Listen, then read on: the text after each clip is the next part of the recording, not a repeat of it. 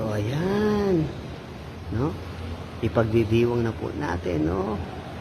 Ang December 25 na kung saan ito po yung araw na ito para sa ating mahal na Panginoong Hesus, no? Ganyan po natin kamahal ang ating mahal na Panginoong Hesus, no? Dahil yan, December 25, no? Ipagdidiwang po natin ang December 25. Ganyan po natin kamahal ang ating mahal na Panginoong Hesus. Amen? Amen. God is good all the time God is good.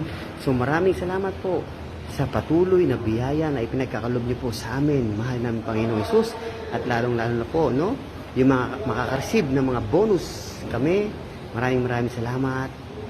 At sa patuloy po ng mga biyaya na ipinagkakalob niyo po sa amin, yun po lahat ay amin pinapasalamat sa inyo. Maraming salamat. God is good all the time. At sa lahat po ng mga